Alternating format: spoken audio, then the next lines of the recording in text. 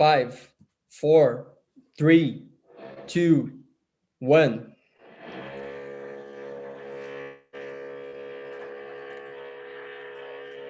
Hello, everyone.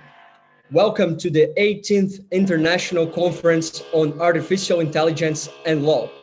My name is Roberto Bornhausen, and I'm a member of the local organizing committee from University of São Paulo. And this is the third panel of the second day of the event. I'm sorry about the noise here.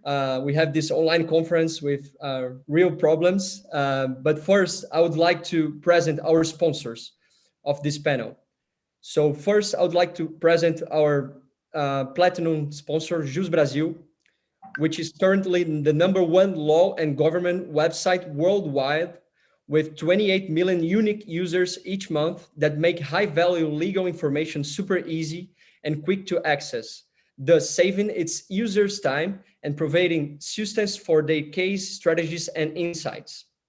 And also, I would like to present our hospital, Albert Einstein Israeli Hospital, platinum sponsor, which is the best known health units in Brazil and Latin America for the quality of care and the equipment and medical specialties available to treat main types of pathologies. The hospital is reference in treatments with state-of-the-art technology and humanized care, expanding its borders with social responsibility actions, teaching and research activities. Now, I'd like to present our speakers of this panel, which are first, Professor Juliano Maranhão, and second, Mr. Wachara. So now I'll pass the word to Professor Juliano Maranhão. Please, the floor is yours, Professor Juliano. Thank you very much, Roberto, and good afternoon to all, or depends on the time zone. So hello to everyone. I'm going to present our paper now. I'm going to share the screen.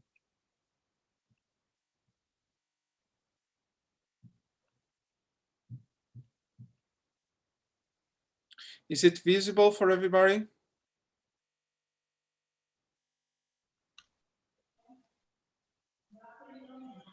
Okay. So the paper is, the title of the paper is A Dynamic Model for Balancing Values. It's a joint work by myself, Juliano Maranhão, representing the University of São Paulo Law School, the Center for AI at the University of São Paulo, and the Logarithm Institute. And also Edelcio Gonçalves de Souza, a co-author, a colleague at the University of São Paulo and Logarithm, and Giovanni Sartor from the University of Bologna and the European University Institute. Our goal, our short-run goal in this paper is to model reasoning with rules and values. There is an apparent consensus that applying the law is not limited to applying rules, but also to apply rules in consideration of underlying values. There are at least three ways in which rules and values are interconnected in legal adjudication and legal reasoning.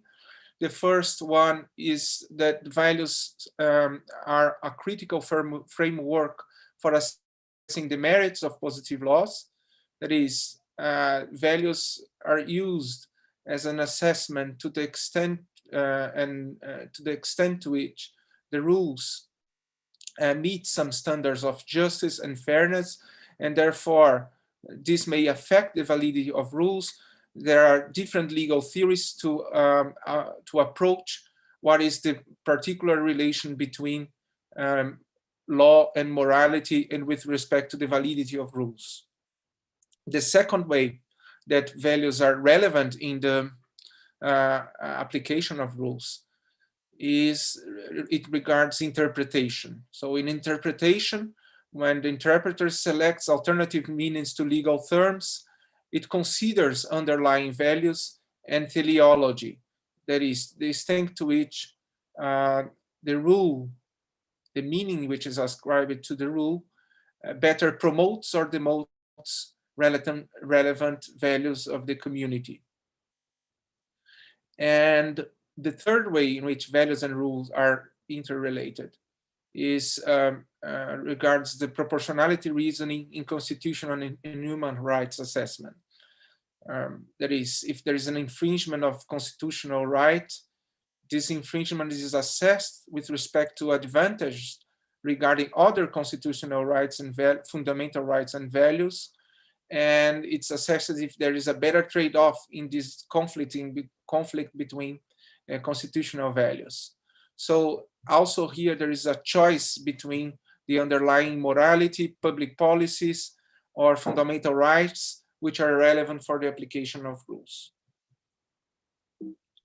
So since these values are also relevant for interpretation, the long-run goal of this research is to contribute for the tenet of making the law computable, given that to providing logical models to represent law in a computable way.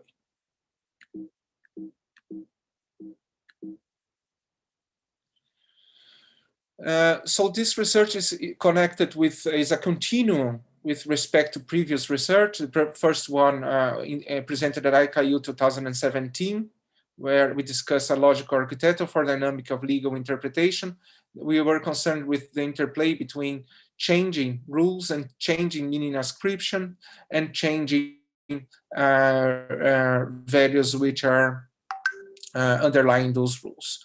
Then in the 2018, a paper with Edelcio Souza about the contraction of constitutional and constitutive and regulative rules. Then Maranhão and Sartor in ICAIL 2019, we assessed how the balance of values may affect and change legal rules. And in Dion 2020, a paper with Sartor called Interpretive Normative Systems, we assessed different legal theories regarding the relation between law and morality. As a running example to our model, we have used the Riley versus California case judged by the US Supreme Court in 2014. According to the law at the time, police officers were permitted to access the content of any item found with the arrestee in an arrest. And then a new question was raised by this case, which was, is it permitted to access also the digital content of the arrestee's mobile phone? And the answer by the Supreme Court at this time was no, that is, the police must obtain warrant to search cell phones. And this was based on a consideration of underlying values. Specifically, it was argued that in this case, there is a significant impact on the privacy of the arrestee if the digital content of the mobile phone is accessed. So in the balance of values regarding safety and privacy, in this case, privacy would outweigh safety, and therefore it should be forbidden to access this particular property item of the arrestee. So we would like to model it, and in particular to understand how is this balance between competing values and how they affect legal interpretation. But we are going to focus on arguments about values which are demoted against values which are promoted by the action at stake. I'm not going into the details of the formalism. This meeting is being recorded. I'm not going to the details of the formalism, but I'm trying to show how the model works using the example given by Riley versus California. So the whole game here in this model is to compare those values which are demoted against the values which are promoted by the action at stake, given a certain constellation of factors.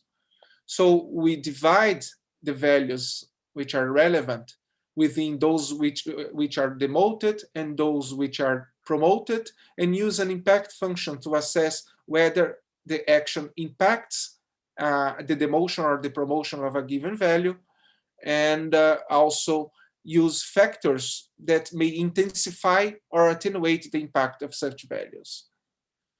So the idea is that we compare the proportional impact on values with the proportional and aggregate impact on the promoted values.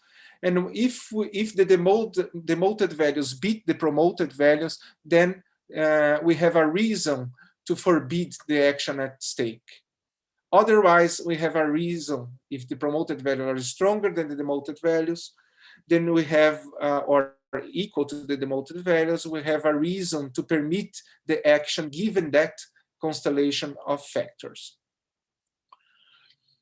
And so there is also a connection with argumentation with this approach, since we know that the argument bringing values which are relevant and has some hierarchy within the field of underlying values to rules, and then arguing that actions may impact those values, are arguments to the fact that there is a reason to forbid a certain action, or there is a reason to permit this action. So we wanted also to bring this argumentative dimension, but we model it by means of change functions. So let me give an example of the additive model that we have used. We have await functions taking values to the interval of real numbers 0 to 1, and they are going to represent dimensions of relative importance of these values and a hierarchy between the values at stake. And then an impact functions that take factors and values and represent the impact, an impact function for each action, and it represents the impact of the action in the value, and actually the influence that factors may have on the impact of the action on such values. And this impact may be positive. This influence of the factors on the impact of the action on values may be positive, or it may be negative. If it is positive, we call the factor an intensifier. And if it's negative, we call the factor attenuator. Of course, one may argue that there is some arbitrary choice between the interval of real numbers that we assign to weight of functions and to impact of factors or of actions on the values. But actually, this is just a model to try to represent reasoning with dimensions and magnitudes. So any scale may be used to represent this impact. It can be an interval of 3 points, for instance, low, medium, and high. It could be of 5 points, low, medium, medium, high, and high, and so on and so forth. It depends on each model of representation that one would like to use. But the fact is that there is a rationality using this dimension, and that's what we want to capture. So here in the example, if we consider the impact of the action on a certain value, we call it a baseline impact if there is no factors to be considered. So in this case, in the Rilo versus California case, we are concerned with the impact of the action of accessing an item which is found with the RST. So accessing any item has a baseline impact of 0.4 on privacy, and privacy has some weight. The proportional impact is the product of the impact and the weight of the value. So here we have, in a baseline situation where there is no factor considered, we know that we have that the privacy, the impact on privacy of the action of accessing outweighs the impact on safety, since there is no charge against the individual. Then the result is that the demotion of values is stronger than the promotion, so the action is forbidden to access. But we may consider intensifier factors. For instance, the factor that there is an arrest intensify the impacts on safety by the action of accessing. And therefore, if you consider the product with the relative importance of safety, we will have that the balance shifts, now making the action permitted in the case of an arrest. And if we move now for a consideration of property rights, the factor that there is a property now on the demotion of property rights, but it's not sufficient yet to beat the promoted values. And therefore, it is still permitted to access the items if there is an arrest and it's a property item. However, if we consider a mobile phone, then this is another intensifier that intensify, as the Supreme Court said, significantly the impact on privacy. And this makes that the aggregate impacts on the demoted value becomes stronger than the aggregate impacts on the promoted values, which means that if there is an arrest, it is a property item, but it is a mobile phone, then the balance says that there is a reason to forbid the action of accessing the digital content of this mobile phone. But factors may have also an attenuating influence on the impact of action on values. For instance, if we consider that the mobile phone is not a personal one, but is a professional one where only professional content is allowed, then this would attenuate the impact on privacy and may shift the balance again for an authorization to access the content if the mobile phone is not personal. So that's how the game is played within the additive model. But our main concern and contribution in this paper was to describe how the shifts of balance occur if we add factors, or if we contract factors, or if we add values, or if we contract, delete values from the model to be considered. And this may reflect argumentation so that there is a factor to the fact that there is a factor that was not considered, or to the fact that there is a factor that actually is not present, and therefore this will change and shift the resulting deontic status of the action at stake. So the goal was then to describe balance shifts by changing either the set of factors or by changing the set of values. If in this game we are concerned about who's going to win, is it going to be the demoted values or the promoted values in the balance? So if we consider a situation where the demoted values beats the promoted values, it makes the action forbidden, and we want to know now how this balance may be shifted.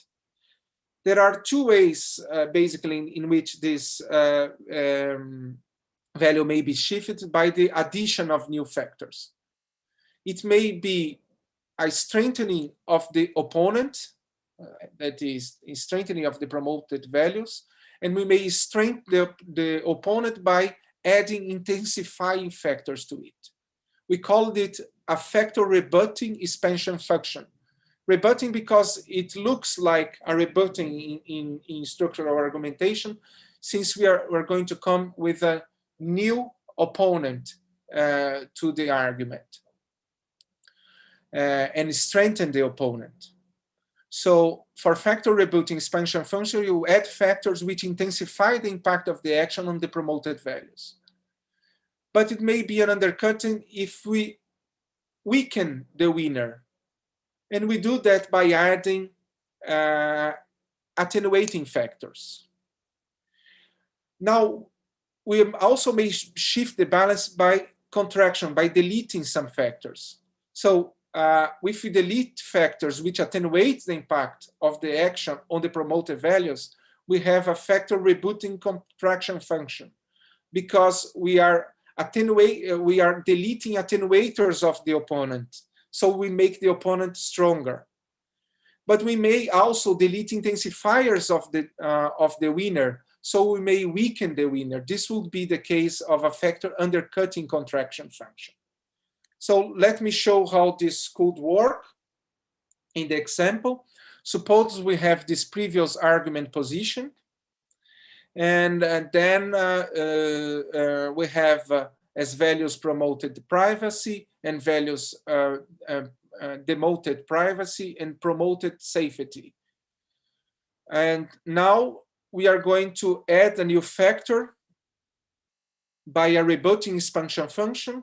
This new factor increases the strength of the promoted values, and therefore it beated the previous argument position where the action was forbidden because the demoted values were stronger than the promoted values. Now we add that is the context of an arrest, and therefore this will activate the value of safety, and therefore it shifts the balance to a permission of the leading to a permission of the action in the context of an arrest. Now, to represent a contraction, let us suppose then that we have this as our previous position, and we delete the arrest and safety. So we had before that the promotion of values beated the demotion of values, making the action permitted. But now, if we deleted the arrest and say that the arrest was invalid, or that there was not an arrest as an argument, this will shift again the balance, making thus the action forbidden. And this would be an undercutting contraction function, since it weakens the winner by deleting an intensifier. Now, suppose we have this as an original argument position, where we have that the action is forbidden because it's an arrest of a property item, in particular of a mobile phone, and we have that the aggregate impact of the values demoted are stronger than the values promoted. Now, if we expand the set of factors by the factor that is not a personal item, this will attenuate the aggregate impact on the demotion of values, weakening the demotion of values, and making it weaker than the promotion of safety. This will then have an effect of shifting the balance, and since it is an addition of an attenuator on the winner side, we call it an undercutting expansion function. Now, if we consider this as the original position, and we want to delete the factor in question, then we would have that the attenuating factor of the opponent is deleted, and therefore this is a factor rebooting contraction function that shifts again the balance. I think we are ahead of the time. So with respect to with respect to the shifting of balance, we may also have the shift concerning the set of values. if we add values or if we contract or delete values, this may also lead to a shift of the balance, changing the reasons for a prohibition to reasons for a permission. This shift may be caused by a value rebutting expansion function. And what is that? If you add values promoted by the influence of intensifying factors. So if you strengthen the opponent by adding values, but you may also weaken the winner by adding values.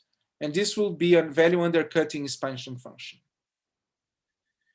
We may also have the effect of shifting balance if we use a value rebutting contraction function that is to delete an attenuating factor from, to delete a value which is promoted by the influence of an attenuating factor, or otherwise, if we have a value undercutting contraction function, if we delete values that are demoted by the influence of intensifying factors. So let me give, just to finish, an example of adding a value. Suppose we have this as an original position, and in this position, the promotion of safety beats the demotion of property rights. But then if we add into consideration the value of privacy, and we know that there is a baseline impact on privacy, then this will shift the balance by expanding the set of demoted values, by making them, since you strengthen the opponent, this is a value rebutting expansion function.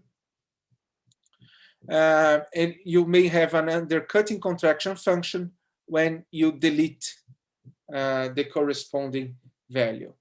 And so on and so forth. These are the moves that may be described. In the paper, we have made a formal description of these functions in an AGM style. And the idea then is now to raise your interest to the paper by showing how it works in the model, but we didn't enter into the technical details. If you would like to know these technical details and the construction of these functions, please visit our paper in the proceedings. And I thank you very much for your attention.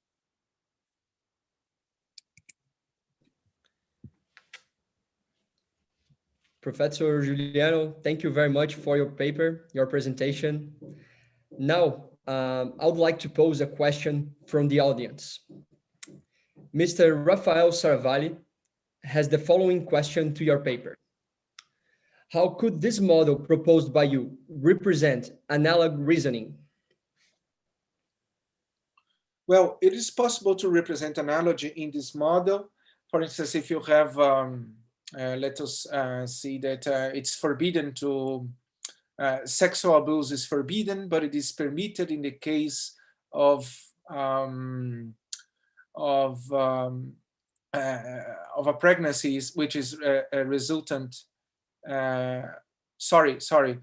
Let us take an example of abortion. So it's forbidden to provoke abortion, but if this is the case of sexual abuse, then it's permitted to perform the abortion. Then this is the case because it impacts in this case, present this fact, there is an impact in woman dignities that outweighs the life of fetus. So we may use an analogy in this model by saying, for instance, that the case of an encephalic fetus is analog to the case of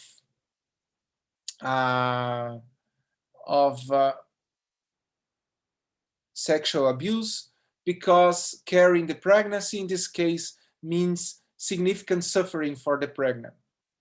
So in this case, if you consider that this factor is an analog with respect to the impact on values, then we would expect to have the same solution by saying that it is permitted in this case, to perform an abortion. So we may use analogies by saying, if this factor is similar with respect to impact on a similar value, then the solution should be the same. So it's possible to accommodate analogical reasoning within this model.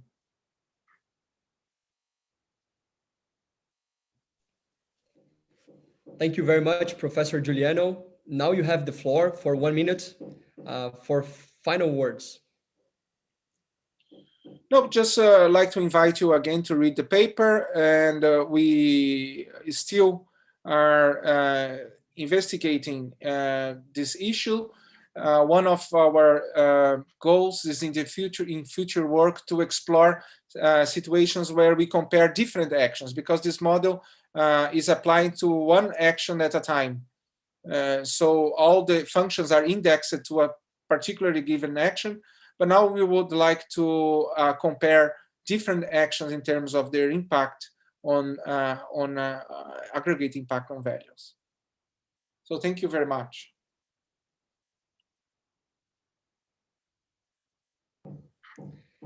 Thank you, Professor Giuliano. Thank you, Professor Adelcio as well. Now, I'd like to present again for the second time today, directly from Japan, Mr. Wachara Fungwachara Korni, with the replay of the paper on semantics-based minimal revision for legal reasoning. Mr. Wachara will replay his video from this morning, and then he will be available to answer questions from the audience. Greetings to you all.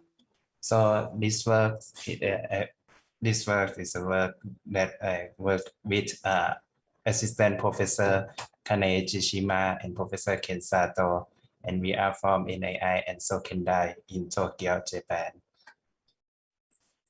So this presentation is divided into 4 sections and shown here. So let's go, let me give some background of this work. So in this work, we consider the problem that the literal interpretation of statutes may lead to counterintuitive consequences.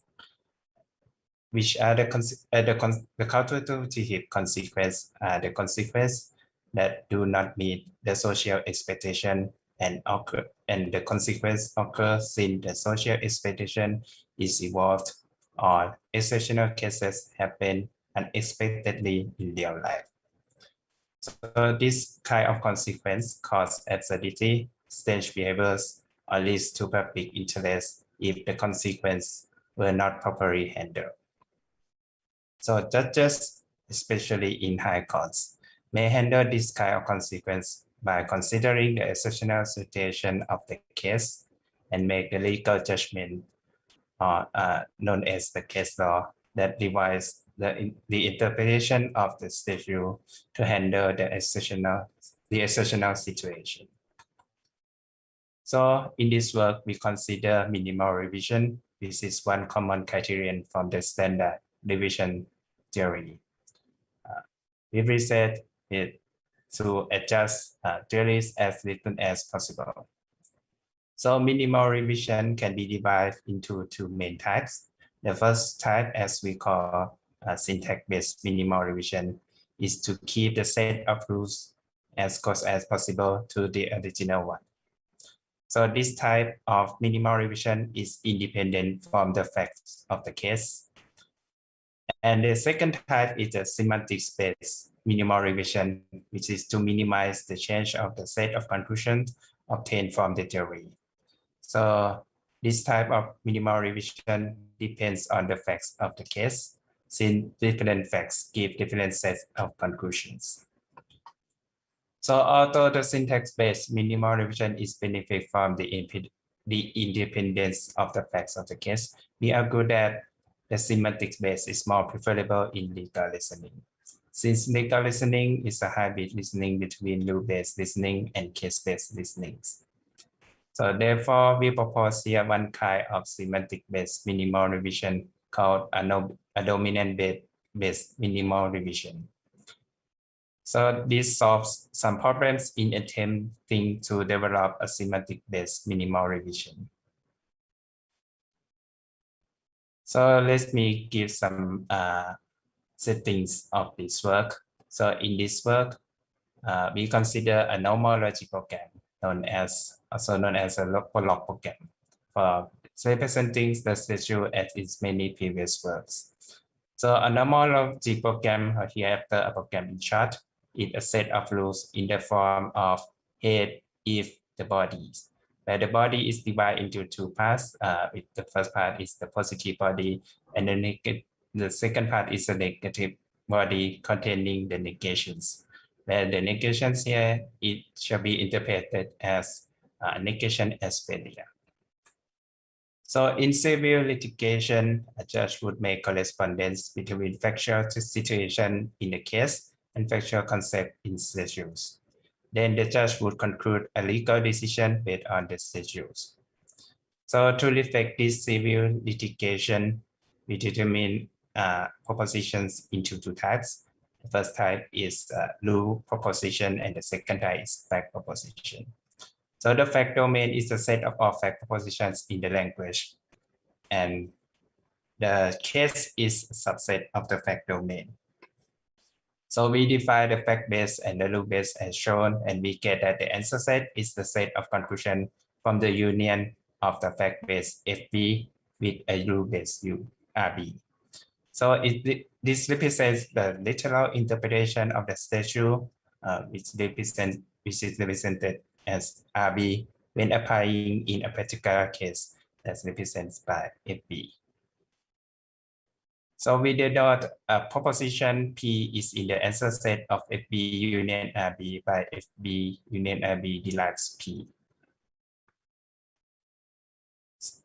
So exceptional case is the case that the judge disagrees with the literal interpretation in the case, and the judge introduced a new factual concept to distinguish the case as exceptional.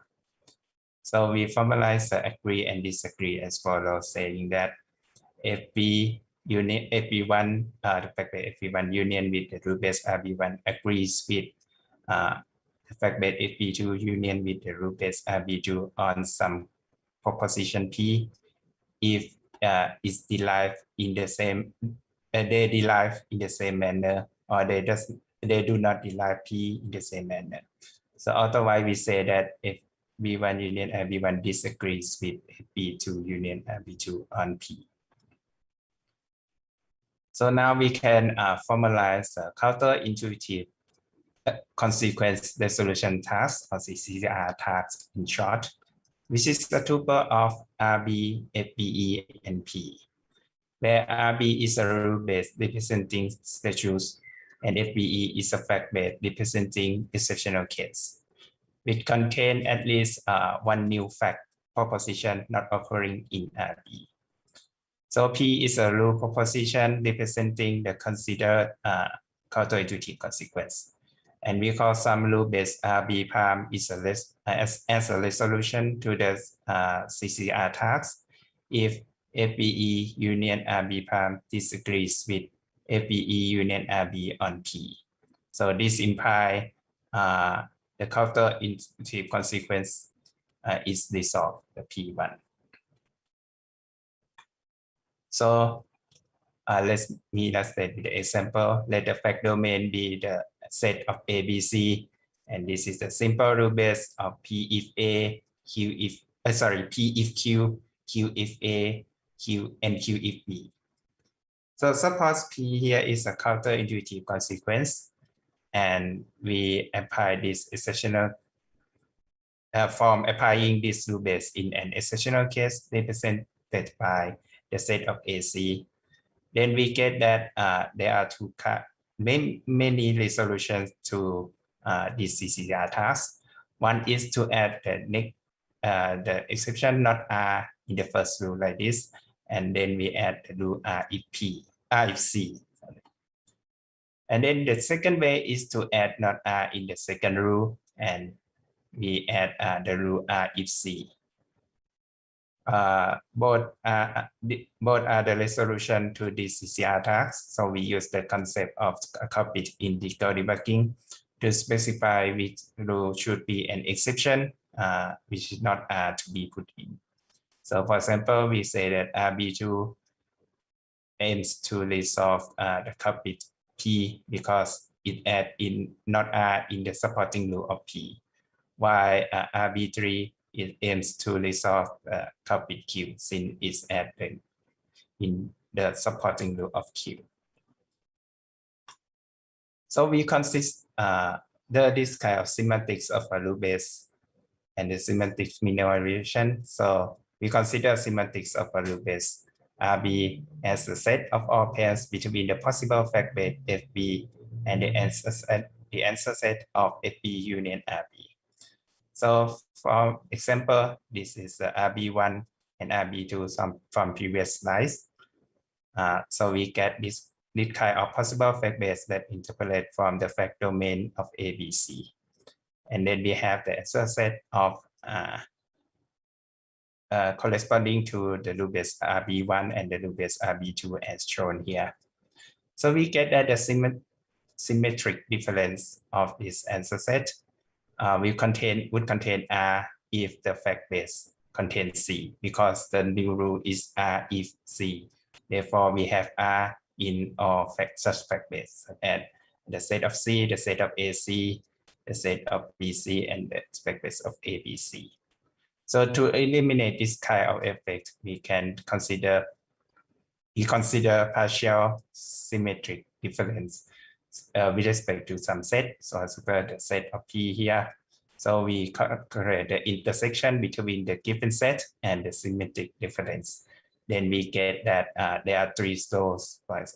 In this example, there are three rows such that it contains the set of P as this partial symmetric difference. So for another example, as we have the RB3 that add not R in the second rule instead of the first rule. We get that in the same manner, we get the partial symmetric difference only in the row that's correspond to the fact base FB as AC. So we can see that RB3, this kind of RB3 has a smaller change than RB2 from the original rule base RB1 with respect to the set of P. And it seems that RB3 is a semantic based minimal revision with respect to P, the set of P among all the solutions to the CCR task. So if we would like to have the smaller change than this RB3, we need to make this law to be empty set.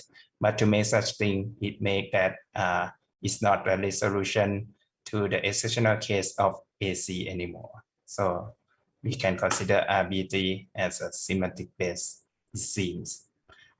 However, there are two problems in such definitions of minimal revision. First, it is exhaustive to interpolate the answer set for each fact base. And the minimal revision is broken when the fact domain is extended. So let's make it with the example that suppose we extend the fact domain in the previous example to the set of A, B, C, D. Then we get these following tables. And we get that the row that have non-empty set within the set of P in this case contains in the row corresponding to the fact base AC and also ACD. So it's guys that there exists a resolution, some resolution RB prime that have smaller change than RB3 by instead that such RB prime would have no change. So this row will be empty set as it then.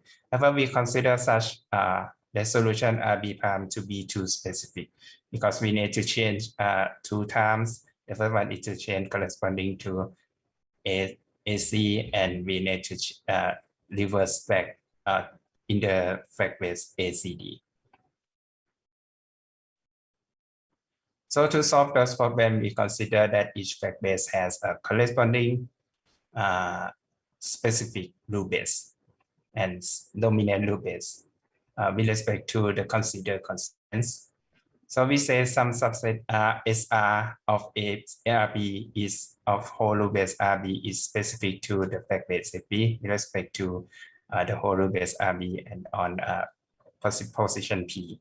If SR is a minimal subset in the sense of set inclusion, such that if we union with such SR with the given FB is agrees on the union the whole root base RB with such FB on P, and no intermediate root base SR palm such that is in between SR and RB, and FB union SR palm disagree with FB union SR on P. So specific root base might not be unique, and if we have some specific root base set of specific root base, we say that a dominant root base is such set of specific root base, but removing the negative body of the root. So let me illustrate with the example that we have the root base RB1 and RB2 as previously illustrated, and we say that the dominant difference of the dominant base semantics is considered by the pair of dominant root base changes, regardless how many fact base would dominant root base are changed in that way. So for the example of RB1 and RB2, we get that there are 3 patterns that have been changed. So as shown here, the first these 3 rows. So for another example that we have RB3, where the second not R is added in the second row, we get that they have only 2 patterns that have changed. One is the pattern of the corresponding to the fact base AC, and another is correspond to the fact base ABC. So this pattern also although it was same when we extend the fact domain. So if we extend it to ABCD, we will have the same pattern here, but we does not count how the fact base is, but only count the patterns, so that this kind of difference is independent from the extension of the fact domain. So to obtain this kind of dominant rule base, one way is to extend the body of the new rule so that it influences the dominant rule base as least as possible. For example, if we suppose we would like P is as a culprit and we add not R in the first rule, then the way to make minimal revision is to extend AC the new rule as R if AC instead of R if C. Then we get only 2 revision that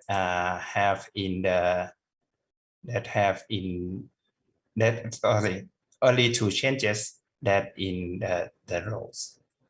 Mr. Bhattacharya, 5 more minutes, please. Right.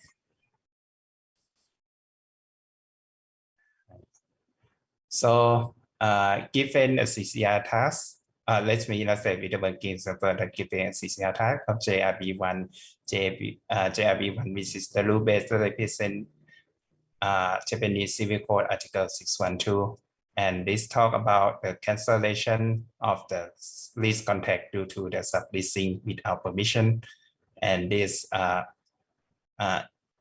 to prove that the cancellation due to sublease, we need to prove 4 requisites. The first one is the lease contract must be effective. The second one is the sublease contract must be effective, and the third one is the listing use, and finally the cancellation is manifested. And this one exception, that is with sublease has been improved with cancellation, then cancellation due to sublease shall not be added.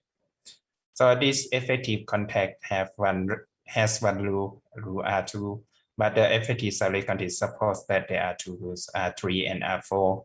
Yeah, so there are 2 types of effective sublease contract.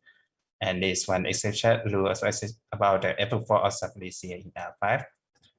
And we have the exceptional case that have this kind of 6 facts, which literally make cancellation due to service to be valid. But the judge indicates the facts about non-destruction of confidence as an extra fact, and would lie that and did not intend that cancellation due to sublease to be valid in this case. So the cancellation due to sublease is our counterintuitive consequence here. So one way to revise to have the solution of this is to add new exception, while the new exception is derived from non-destruction of confidence, the extra fact. However, we get that this JRB2 will make a necessary change to the dominant rule base of the relevant case that with the both case of sublease, a second kind of sublease, since it will execute the exception as shown in this table. So another solution is as shown that instead we have the new rule of exception that derive from these three conditions. So when compile this kind of rule base and fact base and execute this dominant rule base, we get that the dominant rule base of this kind of this JRBT does not make a necessary change occurring in JRB2. JRBT is actually a dominant base minimal revision. Usually, this new rule for the new exception box auto type of sublease and allows only the type of sublease that relevant to the present case. So let me have the conclude of this presentation that in this work we propose a dominant based minimal revision. This is a kind of semantics based minimal revision, and this solves two problems in attempt to develop semantics based minimal revision. One is this is not required to calculate the set of all conclusions for each case and is unaffected by the fact domain extension. And in further, we would like to develop effective algorithm for finding such minimal revision and the applications for other type of legal representation and other type of revisions and application for the case where the revision impacts several rules. So we hope that this minimal revision may lead to impact analysis in legal formalisms and may contribute to improving coherence in law. So this is the end of the presentation. Thank you very much for your attention. I look forward for the question. Thank you very much. Thank you, Mr.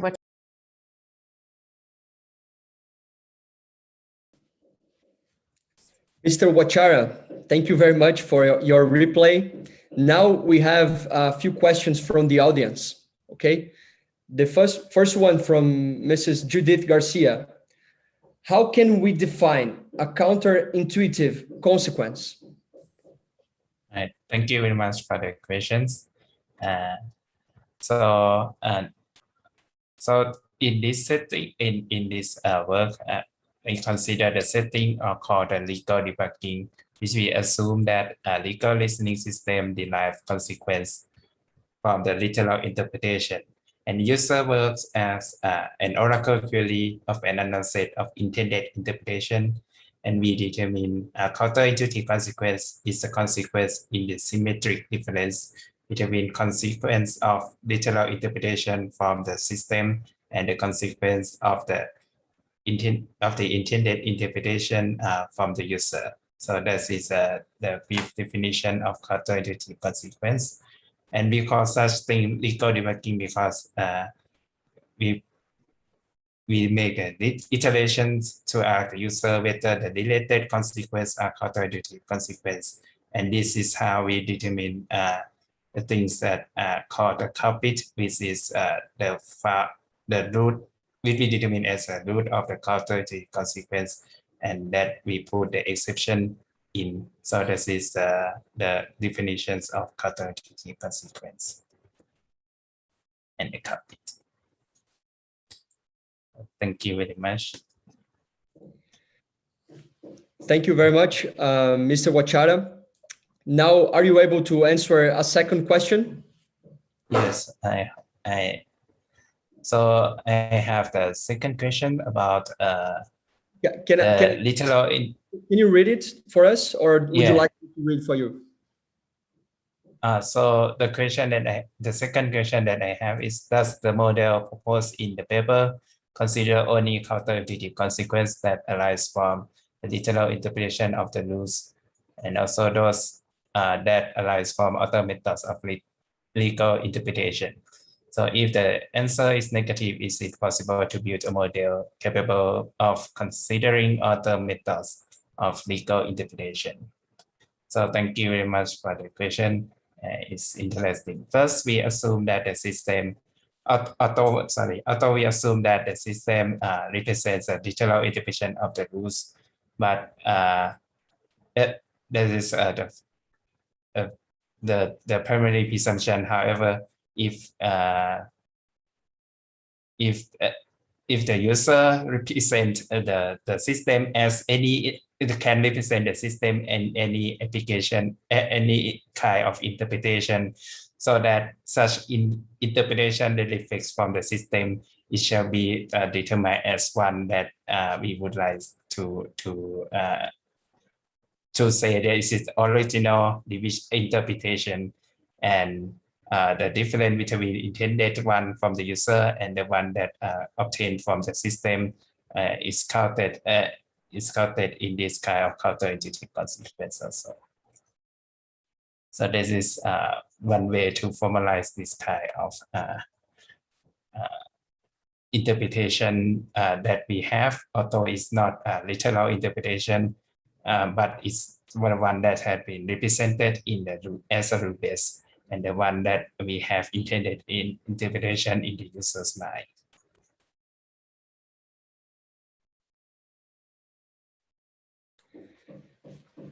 Thank you very much, Mr. Wachara. Now you have thank you very much a minute for final words. So thank you very much for your questions and comments. And I hope that I have received many recommended papers also. So thank you for that. And I would that is very interesting, and I will further read this paper theory. So thoroughly. So thank you very much. Thank you very much, Professor Giuliano. Thank you very much, Wachara. Right next, we are going to have our keynote speaker of the day, Joe Cohen. And in a few moments, Mr. Aden will be here with us presenting Mr. Joe Cohen. Thank you very much.